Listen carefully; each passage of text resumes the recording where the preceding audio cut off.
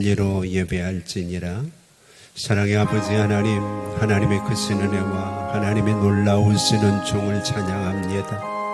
지난 반년 동안도 하나님께서 우리를 사랑해 주시고 오늘 이렇게 하나님 앞에 나와 맥주절 감사 예배를 드리게 하심을 감사합니다. 하나님께서 이스라엘 백성들을 애굽에서 나오게 하시는 이유가 바로 절기를 위해서라고 하셨는데, 오늘 우리가 얼마나 하나님 앞에 절기의 소중함을 깨닫고 하나님께 온전히 영과 진리로 예배하는지 돌아보는 귀한 시간이 되게 하옵소서. 지난 한 주간도 어려움 속에서 우리를 지켜주심을 감사합니다. 크고 작은 어려움들이 있지만 하나님께서 끝까지 잘 견디고 승리하게 하실 줄 믿습니다. 오늘도 하나님의 전에 나와 예배하는 성도들, 또 영상을 통해 하나님께 예배하는 성도들, 어디에서 예배하든 꼭 하나님 앞에서 예배할 수 있도록 도와주시고 하나님께서 우리의 모든 삶을 연락하여 주시옵소서. 특별히 하나님께서 우리 모두에게 은혜를 더하시고 어려운 시기에 강건하게 하시고 건강한 모습으로 하나님의 역사를 잘 감당할 수 있도록 인도하여 주시옵소서. 아버지 하나님, 오늘도 마음의 소원들을 하나님 앞에 내려놓고 우리의 염려와 걱정을 주께 맡기고 역사하시고 인도하실 하나님을 기대하며 하나님 앞에 정성을 다하여 헌신합니다. 모두의 정성을 하나님이 받으시고 특별히 상중에 있는 형제들 하나님 은혜로 붙들어 주시고, 또 병중의 수술을 마치고 회복을 기다리는 형제도 있습니다. 하나님께서 온전히 치유하시고 회복시켜 주시옵소서. 오늘도 하나님이 우리와 함께하여 주실 줄 믿고 예수님의 이름으로 기도하옵나이다. 아멘. 우리 같이 1장 찬양 하나님 앞에 함께 찬송합니다.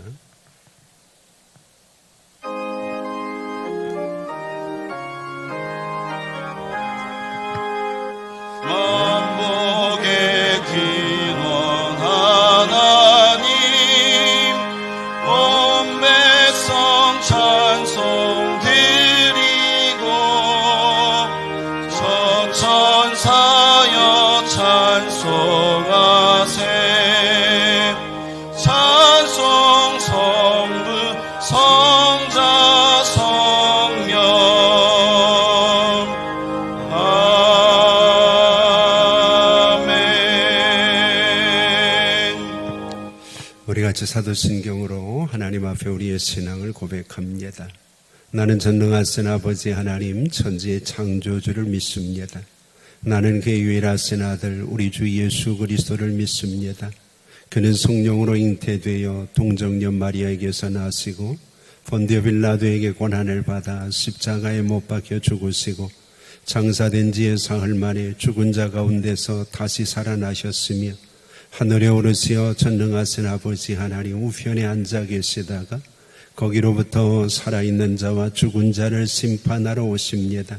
나는 성령을 믿으며 거룩한 공교회와 성도의 교제와 죄를 용서받는 것과 몸의 부활과 영생을 믿습니다. 아멘. 우리 같이 50장 1절 찬양 드리면서 봉헌하겠습니다.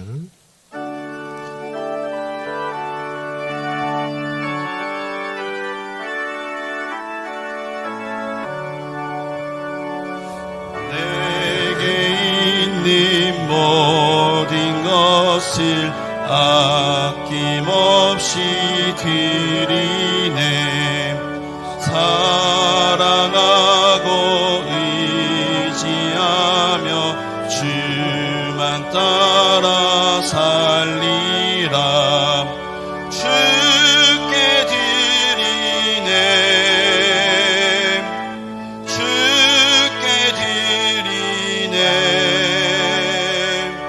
사랑하는 구주 앞에 모두 드리네.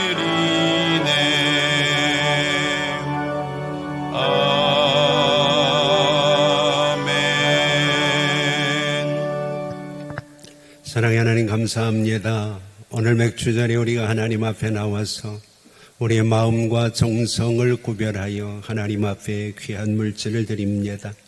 이 물질 속에 담겨있는 성도들의 믿음과 정성과 헌신과 세상에서 이것을 얻기까지 땀 흘리며 수고했던 모습들을 기억하여 주시고 하나님 앞에 귀한 것들 정성껏 드리오니 하나님이 꼭 받으시고 하나님의 크신 은혜와 은총과 아름다운 복으로 꼭 채워주시고 하나님의 크신 은혜와 축복 가운데서 더 놀라운 하나님의 일들을 감당할 수 있도록 하나님께서 사용하여 주시옵소서.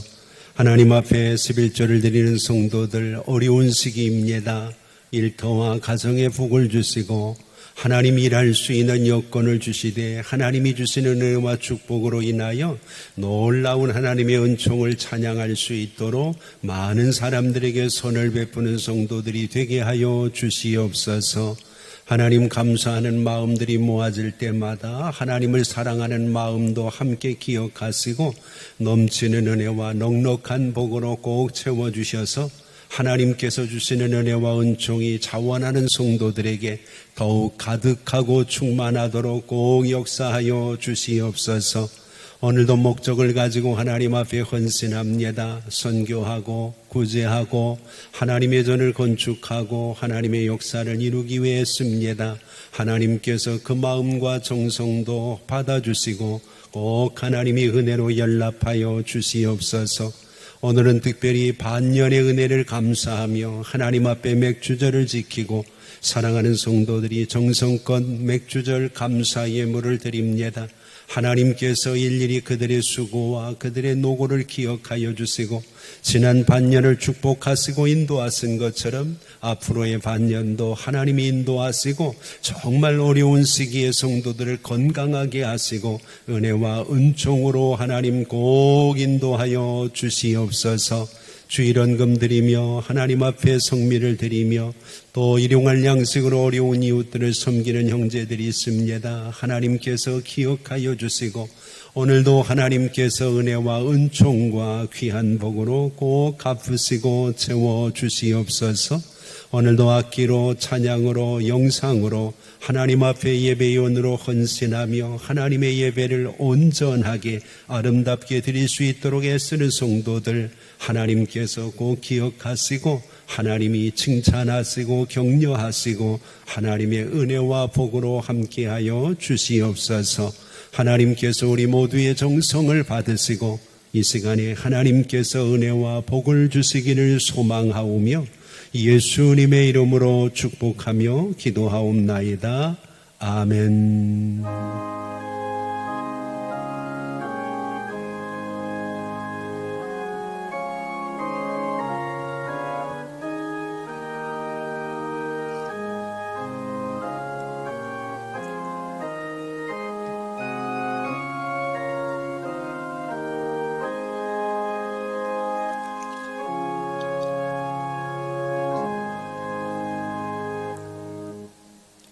우리 같이 성경 보겠습니다. 하나님의 말씀은 출애굽기 5장 3절 말씀입니다. 구약 성경 출애굽기 5장 3절 말씀 찾으신 줄 알고 봉독합니다. 그들이 이르되 히브리인의 하나님이 우리에게 나타나셨은즉 우리가 광야로 사흘길쯤 가서 우리 하나님 여호와께 제사를 드리려 하오니 가도록 허락하소서. 여호와께서 전염병이나 칼로 우리를 치실까 두려워하나이다. 아멘. 오늘 우리 김덕환 집사님께서 하나님 앞에 찬양을 드리겠습니다.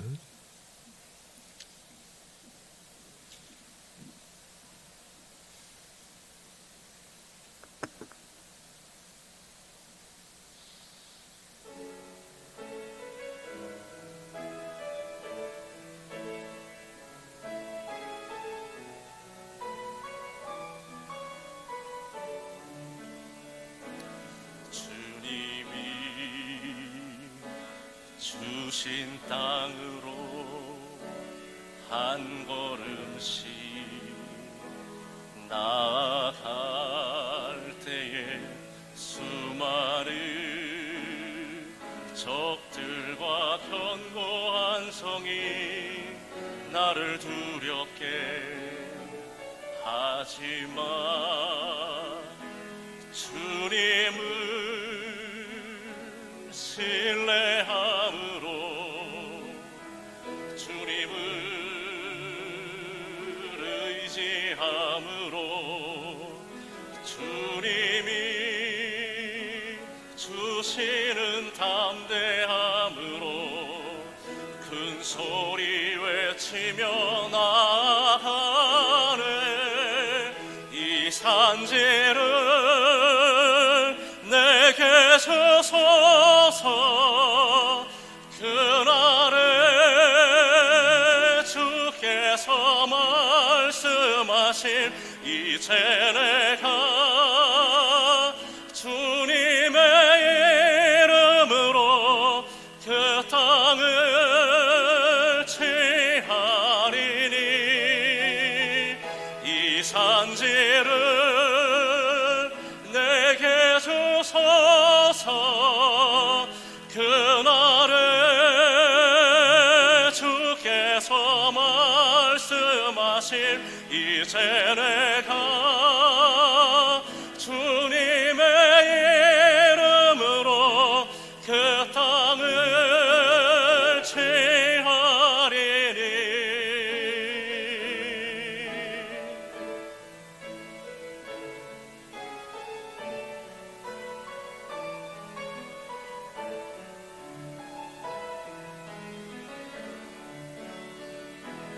주님을 신뢰함으로 주님을 의지함으로 주님이 주시는 담대함으로 큰 소리 외치며 나아가네. 나아가네. 이 산지를 내게 주소서. 그날에 주께서 말씀하신 이제 내가 주님의 이름으로 그 땅을 취하리니 이 산지를 내게 주소서. 그날에 주께서 말씀하신 이제 내가 주님의 이름으로 그 땅을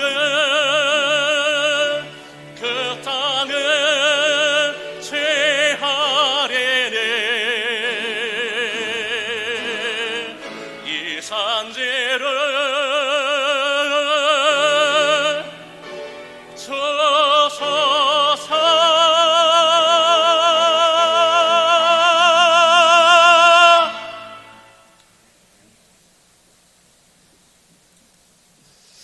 오늘도 하나님의 은혜가 우리 모두에게 꼭 가득하고 충만하기를 주의 이름으로 축복합니다.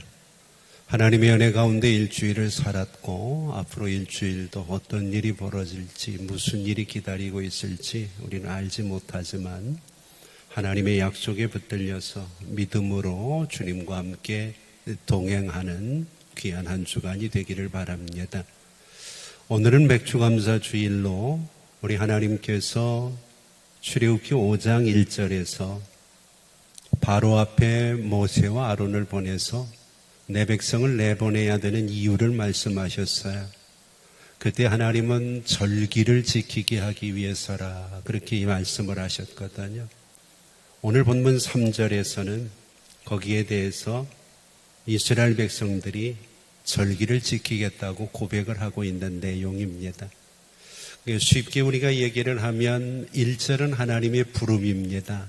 내 백성아 그렇게 부르신 거고 3절은 그 부름에 내 백성이 대답을 하는 겁니다. 제가 여기 있습니다. 제가 하나님이 원하시는 그 일을 하겠습니다 하는 대답을 오늘 본문 3절에서 하고 있는 거죠. 중요한 것은 애굽은 죄악을 상징하고 있고 바로는 사탄을 상징하고 있기 때문에 오늘 우리도 죄에서 하나님이 건져주신 이유, 그리고 사탄의 멍에에서 우리를 풀어주신 이유가 오늘 본문 3절의 고백일 수 있다고 하는 것이 우리에게 대단히 중요합니다. 오늘 본문에 나와 있는 내용 속에서 우리는 몇 가지 중요한 우리의 신앙의 좌표들을 점검하고 설정할 수 있게 되리라고 생각합니다. 먼저 3절 앞절을 보면 그들이 이르되 히브리인의 하나님이 우리에게 나타나셨다, 그렇게 얘기합니다. 여기 중요한 단어가 우리에게라고 하는 단어죠. 오늘 하나님의 말씀에 초점을 맞추려고 하는 것은 우리의 대답, 응답이거든요. 그래서 우리라고 하는 단어가 오늘 여러분들이 하나님의 말씀을 듣고 한 주간 묵상하면서 살아야 될 중요한 단어입니다. 그 중에 첫 번째가 우리에게라는 단어거든요. 앞에 보면 하나님을 히브리인의 하나님이라고 얘기합니다. 히브리인이라고 하는 말이 건너왔다는 얘기거든요. 강을 건너왔다. 그래서 히브리인을 이야기할 때 히브리라는 말이 건너편이라는 얘기입니다. 그래서 오늘 주제가 건너편의 하나님이 되는 거죠. 오늘 우리의 삶 속에서 우리는 자꾸 건너편에 계신 하나님처럼 하나님과 나의 거리를 좁힐 생각을 하지 않고 막연하게 그저 내가 하나님을 믿고 천국 가는 어떤 개념으로만 이해를 하려고 할 때가 참 많습니다. 그런데 오늘 본문을 자세히 보면 처음에는 히브리인의 하나님이었습니다. 건너편의 하나님이었어요. 그런데 뒷부분을 가서 보면 우리의 하나님이라고 분명하게 고백을 하죠. 3절을 다시 한번 보세요. 히브리인의 하나님이 우리에게 나타나셨는데 우리가 광야로 사흘 길쯤 가서 우리 하나님 여호와께로 이렇게 바뀌게 되어지는 모습을 보게 됩니다. 신앙생활은 2000년 전에 이스라엘 땅에 오신 그 예수님, 건너편의 예수님이 아니라 지금도 우리 가운데 오셔서 우리의 삶을 이끌어 가시고 우리의 삶을 주장하시는 바로 우리의 예수님, 우리의 구세주, 우리의 하나님이라는 고백을 하나님께 드릴 수 있어야 된다는 거죠. 내가 어려움을 당할 때 건너편에서 소리 지르는 하나님이 아니라는 거예요. 내가 어려움을 당하고 내가 힘든 일을 경험할 때 우리 속에 오셔서 우리를 이끌어 주시는 우리의 하나님이라고 오늘 모세는 고백을 하고 있습니다. 오늘 여러분들은 어떤가요? 이 어려운 상황에서 여전히 하나님은 옆집의 하나님, 옆 동네의 하나님, 옆의 나라의 하나님, 아직도 건너오지 못한 건너편의 하나님은 아니신가요? 바로 앞에 서 있지만 비록 상당히 어려운 시기지만 오늘 본문에서 모세는 건너편의 하나님이 아니라 이제는 우리의 하나님이라고 고백을 하고 있습니다. 그러면 어떻게 건너편의 하나님이 우리의 하나님이 되었느냐? 성경은 한 가지 동사를 가지고 설명을 합니다. 우리에게 나타나셨다고 하는 말로요. 우리가 찾아다니면서 만난 것이 아니라 하나님께서 나타나셨다고 얘기를 합니다. 성경에 딱 6번 나오는 단어입니다. 하나님이 그의 존재를 우리에게 보여주시는 겁니다. 우리가 잘나고 우리가 똑똑해서가 아니라 우리가 애굽에서 고통당하고 우리가 부르짖고 우리가 하소연하고 우리가 눈물 흘리고 우리의 힘으로 무엇인가 할 수 없을 때 하나님께서는 우리에게 나타나셨다고 이야기를 하고 있습니다. 오늘 이 시간 여러분, 우리가 신앙생활을 오래 했음에도 불구하고 여전히 하나님과의 거리가 멀어져서 하나님이 건너편의 하나님으로 느껴지는 이유는 하나님의 나타나심을 경험하고 체험하는 신앙이 없기 때문에 그렇습니다. 오늘 모세는 그에게 나타나신 하나님을 경험합니다. 오늘 바라기는 이 맥주절에 여러분도 그냥 절기니까 지나가고 이때까지 믿었으니까 그냥 따라가는 것이 아니라 내가 개인적으로 1대1로 인격적으로 하나님이 내게 나타나셔서 나의 삶을 경험하고 나를 만나주신 것들을 고백할 수 있는 은혜가 꼭 있기를 바랍니다. 그래서 하나님은 여기까지 우리를 도와주시는 에베네셀 하나님 중요하고요. 지금도 우리와 함께 하시는 임마누엘 하나님 중요하고요. 앞으로 우리의 삶을 이끌고 나가실 여호와 이레의 하나님이 대단히 중요합니다. 과거에도 현재에도 미래에도 건너편의 하나님이 아니라 지금 우리의 하나님, 지금 나와 함께 하시는 그 하나님을 꼭 경험할 수 있는 은혜가 있기를 바랍니다. 요한복음 1장 14절은 우리에게 나타나신 하나님을 이렇게 설명을 합니다. 말씀이 육신이 되어 우리 가운데 거하심에 우리가 그의 영광을 보니 아버지의 독생자의 영광이요 은혜와 진리가 충만하더라. 우리에게 나타나신 예수님, 말씀을 통해 우리 속에 오신 그 예수님의 모습을 우리에게 적나라하게 표현하고 있는 거죠. 그러면 왜 그분이 나타나셨느냐는 거예요. 왜 그분이 하필이면 이때 그들에게 나타나셨느냐는 거죠. 그 이유는 바로 내 백성이 가장 중요한 일을 못하고 있기 때문이라는 거예요. 가장 중요한 일을 1절에서 절기 예배라 그랬어요. 오늘 이 시대도 하나님 앞에 가장 중요한 일을 잘할 수 없는 그런 여건들이 너무 많아요. 근데 여러분 꼭 기억을 하셔야 될 것은요. 인류의 시작도 그랬고 인류의 최초의 살인도 그랬고 인류의 흥망성쇠도 그랬고 열쇠는 한 가지밖에 없습니다. 예배입니다. 하나님 앞에서 가인이 아벨을 죽이는 사건이 예배에서 시작된 사건이잖아요. 이스라엘의 역사를 보면은요, 이스라엘이 하나님께 온전한 예배를 드리고 하나님께 온전한 제사를 드릴 때에는 하나님께서 그들의 나라를 얼마나 흥하게 하시는지 몰라요. 그런데 어느 날부터인가 그들이 우상을 섬기고 하나님께 예배 드리는 일을 소홀히 하게 될 때 하나님께서는 주변 나라들을 강하게 하셔서 이스라엘을 어렵게 하고 힘들게 하는 그런 상황들을 보게 되죠. 우리의 구원의 문제도 마찬가지입니다. 왜 우리가 구원을 받아야 되느냐? 성경은 예배자로 세우시기 위해서. 그래서 요한복음 4장 23절은 하나님이 이 시대에 찾는 사람이 누구냐? 바로 진정한 예배자를 찾으신다는 거죠.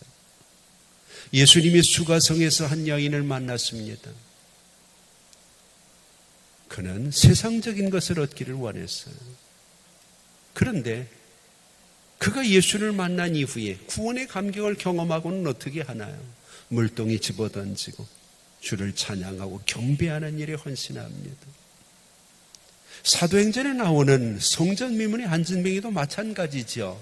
왜 그렇게 남들보다 먼저 꼬박꼬박 성전을 찾아와서 그가 하는 일이 뭡니까? 물질을 얻겠다는 거잖아요. 구걸을 하는 거죠.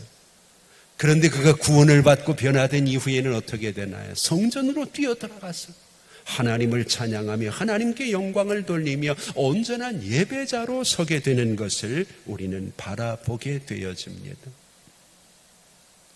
세상 사람들은 그런 얘기합니다. 뭐 꼭 그렇게 이 어려운 시기에 교회에 가서 예배를 드려야 되느냐.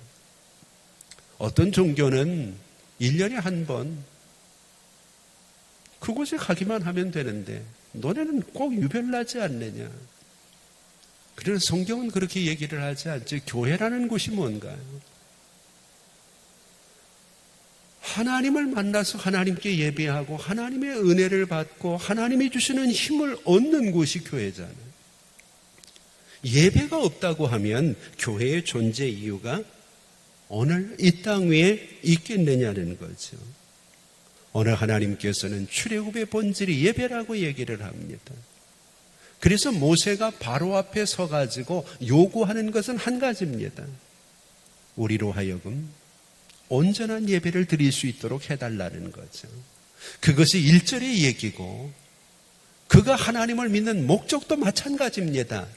우리는 하나님 앞에 건너편의 하나님이 아니라 이제는 우리의 하나님께 온전한 예배를 드리겠다는 거죠.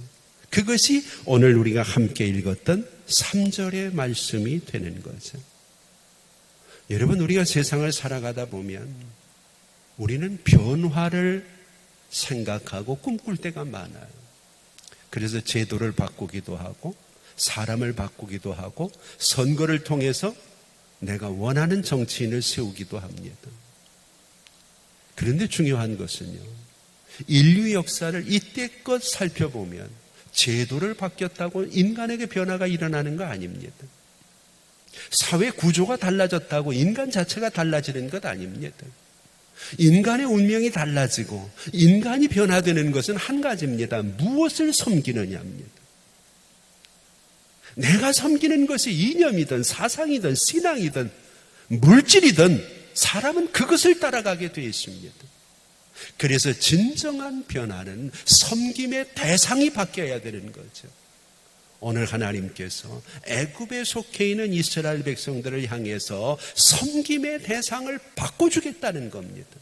이때까지 너희가 섬기던 것과 전혀 다른 것을 섬길 수 있도록. 오늘 우리의 운명도 마찬가지입니다. 지금 어떻게 되느냐도 중요하죠. 그러나 이후에 어떻게 되느냐도 대단히 중요하지 않나요? 우리가 하나님을 믿는 이유는 지금도 하나님이 우리의 하나님이지만 이 땅 위에서 우리의 힘으로 할 수 없는 궁극적인 상황이 벌어진 이후에도 여전히 그 하나님이 우리의 하나님으로 영향력을 미칠 수 있기 때문에 우리는 그분에게 집중하고 그분을 섬기는 것 아니겠느냐는 거죠. 오늘 여러분 꼭 기억을 하세요. 히브리인의 하나님이 아닙니다. 건너편의 하나님이 아니라 이편의 하나님, 히브리인의 하나님이 아니라 우리의 하나님, 나의 하나님이 될 수 있어야 오늘 우리의 예배는, 우리의 절기는 하나님이 원하시는 온전함으로 이어져 갈 수가 있는 거죠. 두 번째로 중요한 단어가 우리라고 하는 또 다른 단어입니다. 3절 말씀을 다시 볼까요? 첫 번째, 우리에게 나타나셨다 그랬어요. 그 다음에 중요한 것이 응답이죠. 우리가 하고 싶다는 거예요. 우리가. 많은 사람들은 우리에게 하나님이 나타나기를 원해. 우리에게 하나님의 역사가 있기를 사모해요. 그런데 문제는 나는 움직이지 않으려고 해요. 나는 수고하지 않으려고 하고요. 내게 주어진 혜택이나 은혜만을 누리려고 할 때가 많아요. 자, 그럼 다시 한번 물어봅시다. 오늘 본문에 나와 있는 우리가 도대체 누굽니까? 누구를 우리라고 얘기하나요? 우리가 하고 싶다는 거예요. 그 우리가 누굽니까? 이 우리는요, 하나님의 나타났음을 경험한 우리입니다. 하나님의 교회 안에는 그저 교회에 드나드는 교인이 있지만 하나님과의 경험과 체험을 통해서 변화되어지고 이제는 단순히 종교 활동이 아니라 나의 삶을 온전히 하나님께 드리는 신앙 생활을 주로 하는 성도들이 있다는 거죠. 오늘 우리가 신앙 생활을 하면서 체험하지 못하고 따라가는 것, 얼마나 피곤하고 어려운 일인지 몰라요.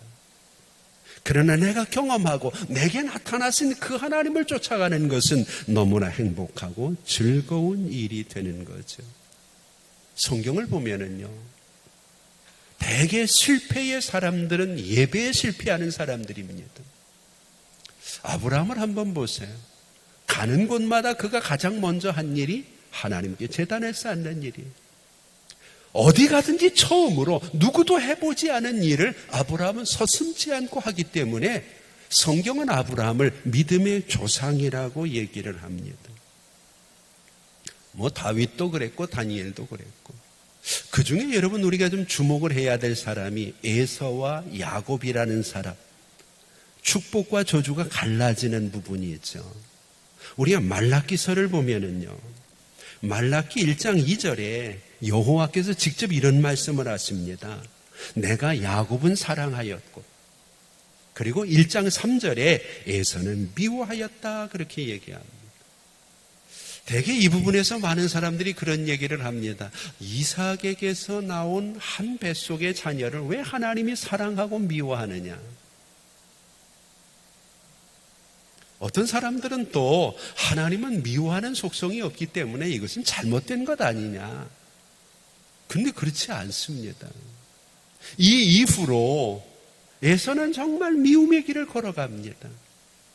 근데 야곱은 은혜의 길을 걸어가잖아요. 자, 우리가 바라볼 때는 에서와 야곱의 차이점이 뭔가요? 에서와 야곱의 차이점이 뭘까요? 왜 에서는 미움을 받았고 왜 야곱은 사랑을 받았을까요? 아버지가 달라서? 엄마가 달라서? 성장 배경이 틀려서? 성경은 그렇게 얘기하지 않아요. 우리가 바라볼 때 윤리적으로는요, 어쩌면 야곱이 더 나쁜 놈이에요. 그런데 하나님은 야곱을 사랑한다고 말하거든요. 그 이유를 우리가 성경을 통해서 보면 쉽게 알 수 있어요. 그 시작이 창세기 25장이거든요.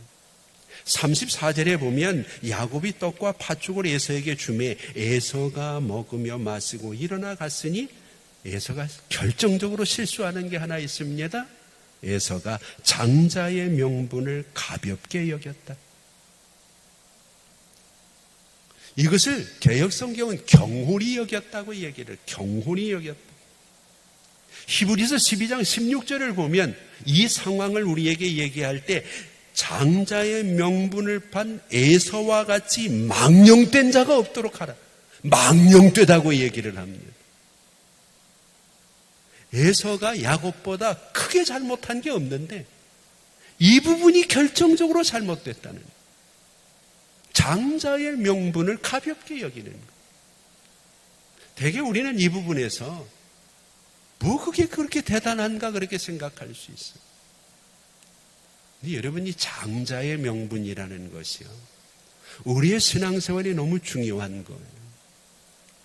유대인들에게 있어서 장자의 명분이라고 하는 것은 세 가지 중요한 의미를 담고 있어요. 첫째는 부모가 돌아갔으면 그 분깃을 2배로 받는다는 재정적인 면에서의 특권이 있어요. 그리고 두 번째는요, 그 모든 식솔들을 거느릴 수 있는 왕권의 특권이 있어요. 세 번째가 중요해요. 그 식솔들을 데리고 하나님 앞에 예배할 수 있는 제사장의 특권이 있어요. 그 장자의 명분이라고 하는 말 속에는 이 세 가지 물질적인 것, 영적인 것, 그리고 세상적인 것이 함께 들어가 있어요. 근데 당장 보이지 않잖아요. 그 에서가 이것을 별것 아닌 것처럼 얘기를 했다는 거예요. 더 쉽게 얘기를 하면 예배 드리는 일을 우습게 여긴 거지. 하나님께서 이후에 이것을 야곱에게로 넘기면서 야곱에게서 그 아들들이 이것들을 다시 나누게 됩니다. 그래서 왕권은 유다에게 넘어가게 되고 장자의 권에서 재정적인 부분은 요셉에게 넘어가게 되고 그리고 제사장의 명분은 레위에게로 넘어가게 됩니다. 장자의 권한이 이렇게 야곱의 12지파에서 분리가 됩니다.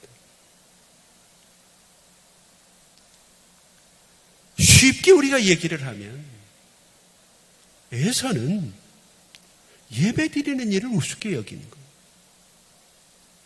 그런데 야곱은 다른 부분에서는 윤리적인 면에서는 본받을 게 없고 내놓을 게 없을지라도 그에게 주어진 예배를 드리는 일에 그가 목숨을 걸고 헌신하고 충성했다는 거죠. 오늘 여러분들은 어떤가요? 성도에게 주어진 성도의 명분 얼마나 중요하게 여기냐. 이 시간에 당연히 성도라면 하나님 앞에 있어야지. 교회에 있던, 컴퓨터 앞에 있던, 스마트폰 앞에 있던, TV 앞에 있던, 어디에 있던 내 앞에 절기를 지키라고 하셨으니까 하나님 앞에 있어야 되잖아요.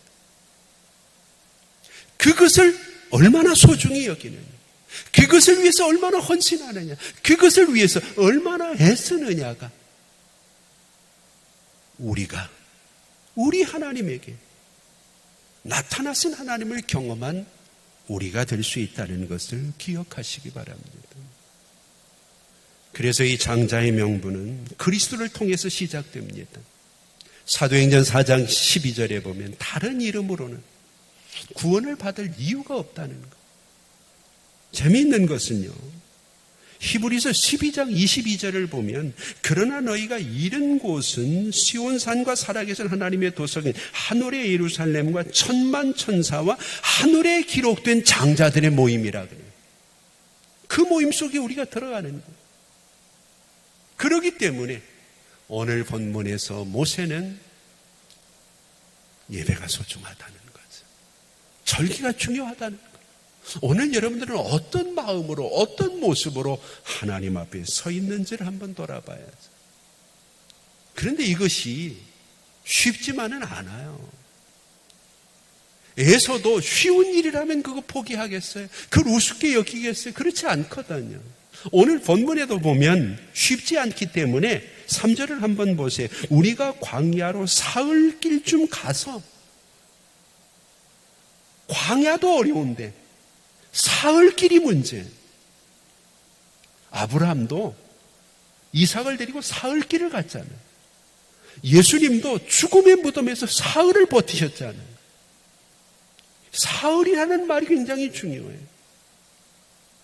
오늘 이스라엘 백성들도 이 예배를 위해, 온전한 제사를 위해 사흘길을 간다는 거예요.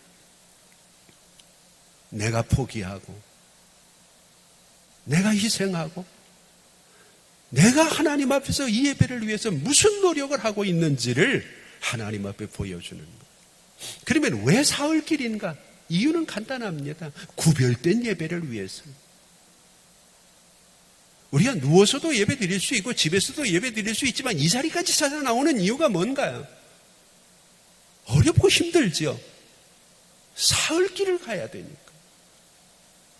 그렇지만 우리는 하나님 앞에, 애굽이 아닌 하나님 앞에 서려고 하는 구별된 모습의 예배가 하나님이 필요로 하는 온전한 예배이기 때문에 이스라엘은 구별된 길을 가고 있는 거죠. 오늘 여러분들의 삶 속에도 꼭 그런 의미가 꼭 담겨져 있는 예배가 되기를 원합니다. 마지막으로 한 가지 중요한 것은 이제 3절 마지막 부분에 보면 사흘길쯤 가서 뭐 하겠나는 거예요.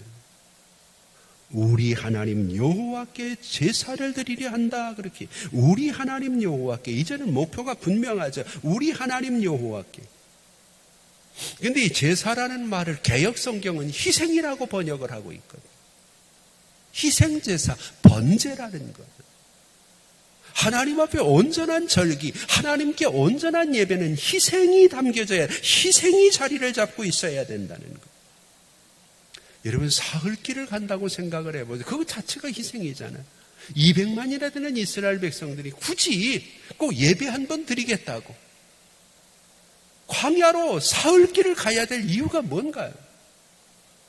그러나 성도라는 말, 교회라는 말, 우리가 가지고 있는 하나님의 개념이 구별되어진 삶이기 때문에 우리는 구별된 모습으로 하나님 앞에 나와야 되는데, 그것 자체가 시간을 희생하고 물질을 희생하고 나의 삶을 희생하는 희생이 담겨진 제사가 될 수 있다고 하는 거죠. 구약시대에는 꼭 이런 희생이 필요했습니다. 지금 신약시대에는 우리가 6월절에 어린 양을 잡아서 문설주에 바르는 구약시대에 그런 희생은 없지만 요한복음 1장을 보면 29절 말씀에 예수님을 보라 하나님의 어린 양이라 그랬거든요. 36절에도 보면 우리의 죄를 지고 가는 어린 양이라 그랬거든요. 이미 예수님이 희생하셨기 때문에 사실 우리에게는 그렇게 큰 희생이 필요치 않지만 중요한 것은 예배는 희생이라는 것. 시간이 남기 때문에, 물질이 남기 때문이 아니라 없음에도 불구하고, 바쁨에도 불구하고 내가 그것을 잘라내서 희생해서 하나님 앞에 설 때 그것이 바로 나타나신 하나님께 사흘 길을 걸어가서 하나님 앞에 예배드리는 이스라엘 백성들의 광야 예배가 될 수 있다는 거죠. 오늘 여러분, 하나님은 하루쯤 가가지고 그 자리에 됐다 그러지 않아요. 사흘 길을 가게 하셨어요. 이유는 뭔가?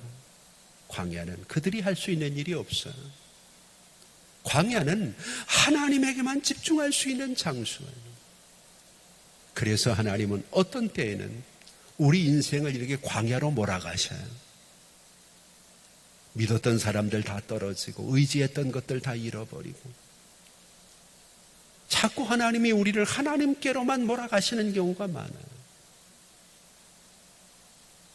하나님은 우리를 광야로 몰아가실 뿐만 아니라 우리의 삶 자체를 광야로 만드실 때도 있어요. 그래서 이제는 어쩔 수 없어서 하나님만 바라보고 하나님만 의지하고 하나님께만 주목할 수 있는, 오늘 여러분, 우리는 어떤 사람인가요? 여전히 건너편에 하나님을 믿고 있지 않나요? 코로나 저 건너편에서 우리를 바라보시면서 이겨내라고 응원이나 하시는 하나님이 아닙니다. 바로 이 편에, 우리 편에, 오늘 이 자리에 우리와 함께 하셔서 우리의 삶을 이끄시고 우리와 함께 고통당하시고 우리의 예배를 받으시는 그 하나님을 기억하시고 어디에 있든 영상을 통해 예배를 드리든 하나님의 전에서 예배를 드리든 우리가 꼭 기억할 것은 나는 여호와 앞에 있다는 겁니다. 그 하나님 바라보면서 오늘 우리에게 주어진 은혜 속에서 제발 건너편에 하나님 바라보지 말고 우리와 함께 하시는 우리의 하나님 바라보고 그 주님과 함께 승리하시는 복된 한 주가 꼭 될 수 있기를 주의 이름으로 축복합니다. 기도하겠습니다.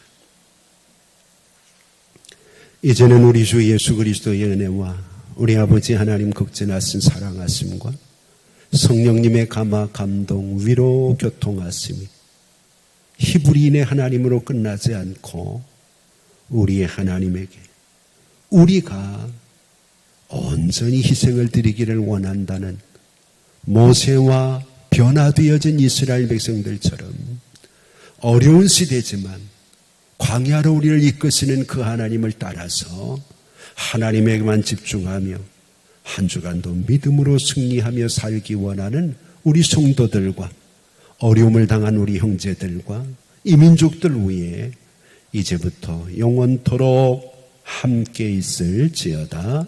아멘.